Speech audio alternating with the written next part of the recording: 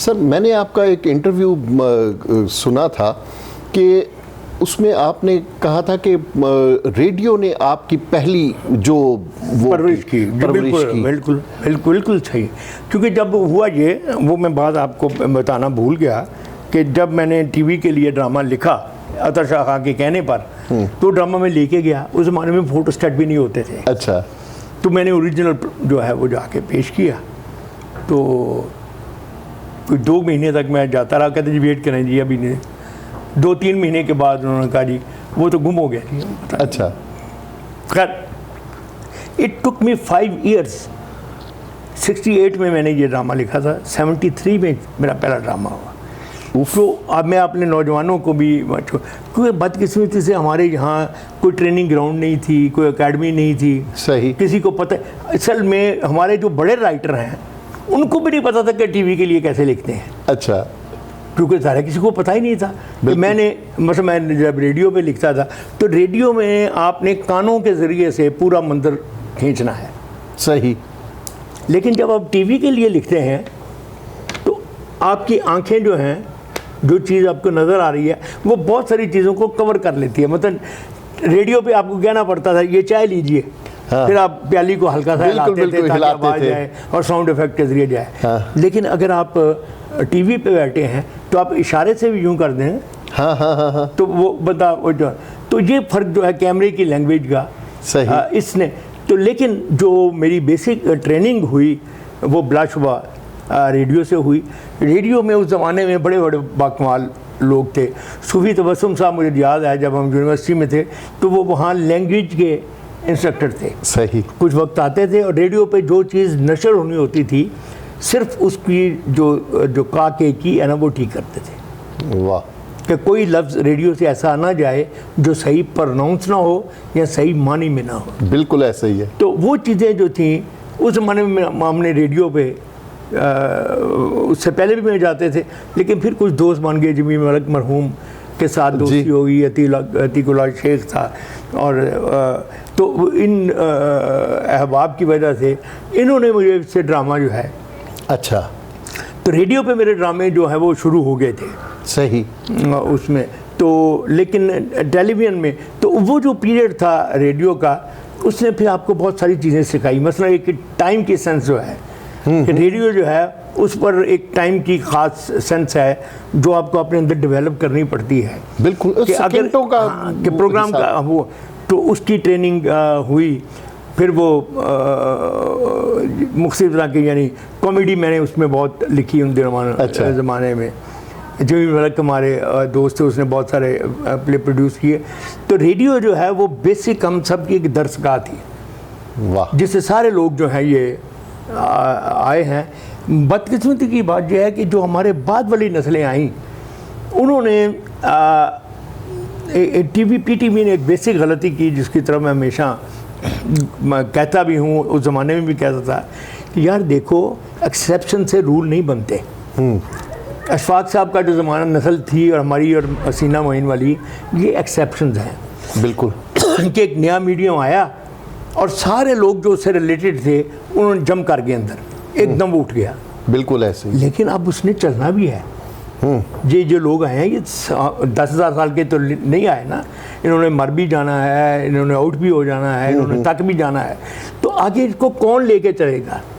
तो अगर जो आगे चलने वाले हैं, आपने कहा कि नहीं तुम भी उसी तरह से सीखो जैसे इन लोगों ने सीखा था। वाह भैया, अब आपको एक एकेडमी बनाओ, लोगों को, बच्चों को सिखाओ जिनमें टैलेंट है। तो वो किसी ने किया नहीं।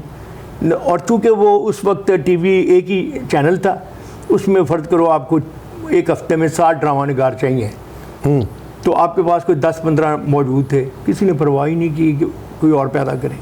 जब ये नए चैनल आए तो 40 ड्रामे एकदम शुरू हो गए। सही। अब जो असल राइटर थे वो तो कोई 15-20 थे। बिल्कुल। उनमें से चलो 5-10 और कर लो। 5-10 ऐसे थे जिनको आता ही नहीं था लिखना। अच्छा। लेकिन वो भी हो गए। बिल्कुल। क्योंकि वो गैप जो है वहाँ मौजूद है वो, तो उससे वो एकदम उसकी सत्ता नहीं थी। अब भी कुछ लोग बहुत अच्छा लिख रहे हैं, ये नहीं कि अच्छे राइटर ख़त्म हो गए हैं, लेकिन वो बहुत गिनती के हैं। सही। ज़्यादातर जो राइटिंग है वो स्टीरियोटाइप सी है, जिसमें उनको पता नहीं चलता कि हुक्म क्या है।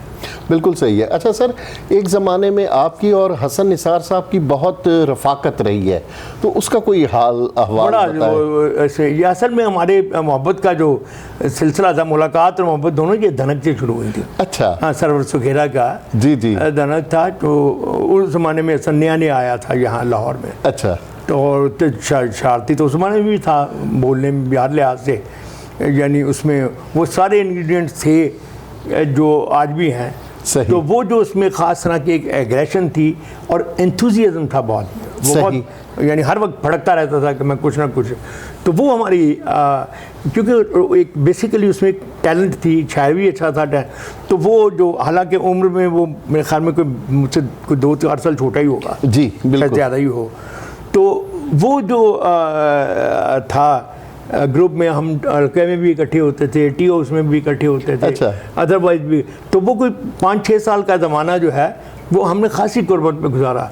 फिर मैं अपने रस्तों पे आ गया, ये गालिबन सऊदी अरेबिया या कहीं, जी बिल्कुल वो बिल्कुल चला गया। उसके बाद से अब तक वो ताल्लुक़ तो कायम है, लेकिन मुलाकातें कम हो गई। बिल्कुल, मुलाकातें कम है लेकिन मोहब्बत अब भी बरकरार है। बहुत बहुत मुझे बहुत अजीज़ है वो। अच्छा सर, अताउल हक कासमी साहब, एक ज़माने में आप और वो लाजिम व मलजूम होते थे।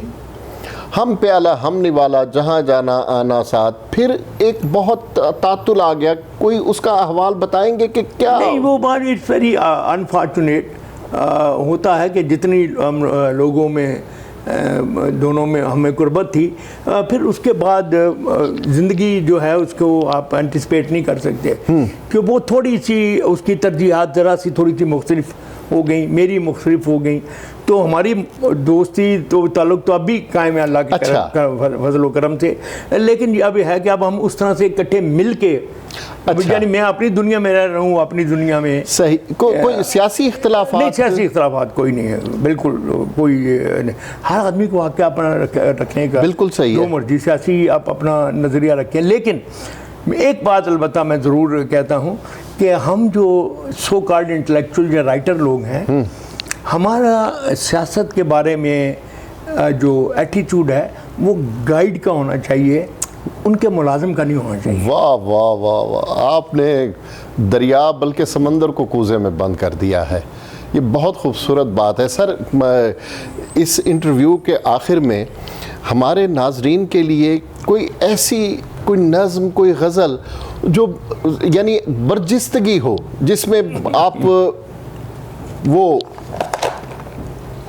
चलिए मैं मैंने नज़्म लिखी है जी, जो एक काम ऐसा है जो कई हज़ार साल से आपको दुनिया की मुख्तलिफ़ ज़बानों के अदीबों में मिलेगा कि जो क्रिएटिव लोग हैं वो कभी अपने हाल से मुतमिन नहीं होते। बिल्कुल ऐसा। जहाँ वो होते हैं हाँ, उससे कभी मुतमिन नहीं होते।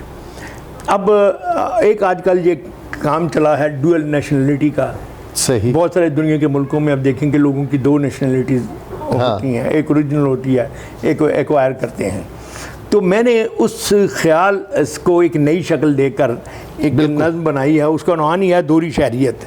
दोहरी शहरियत। लेकिन वो किस तरह से बनाई है वो मैं आपको मैं कहता हूँ, हसन को भी ये पसंद आएगी, कि दुनिया भर में जहाँ कहीं हूँ, जिस भी नगर में रहते हों, अहले दिल और अहले नज़र की मुश्तरका पहचान यही है, लाख ज़बां पर पहरे हों ये दिल की बातें कह जाते हैं। वाह। अहले दिल और अहले नज़र की मुश्तरका पहचान यही है, लाख ज़बां पर पहरे हों ये दिल की बातें कह जाते हैं, मज़लूमों के गम की सख्ती अपने ऊपर सह जाते हैं। वाह वाह वाह। मज़लूमों के गम की सख्ती अपने ऊपर सह जाते हैं, पर ये अच्छे लोग हमेशा 2 शहरों में रहते हैं। वाह। पर ये अच्छे लोग हमेशा 2 शहरों में रहते हैं। इनमें एक तो वो होता है जिसमें उनके रात और दिन भी सबके साथ गुजरते हैं। वाह वाह। उनमें एक तो वो होता है जिनमें उनके रात और दिन भी सबके साथ गुजरते हैं, और दूसरा वो जो उनके दिल में और तसव्वुर में बसता है। दूसरा वो जो उनके दिल में और तसव्वुर में बसता है, जिसकी गलियां, लोग और मौसम इस दुनिया में सबसे जुदा हैं। वाह। जिसकी गलियां, लोग और मौसम इस दुनिया में सबसे जुदा हैं। अमन मोहब्बत रस्ते जिसके सिक्के जिसके मेहरो वफा हैं।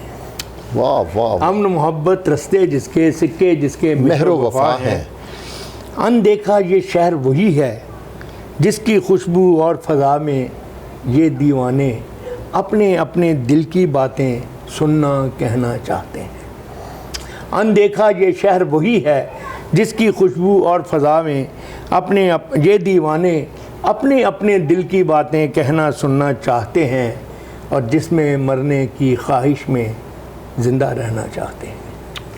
जिसमें मरने की ख्वाहिश में जिंदा रहना चाहते हैं। ये जो टेल ऑफ टू सिटीज़ जो है ना जी, सर बहुत शुक्रिया, बहुत थैंक यू सर। जी।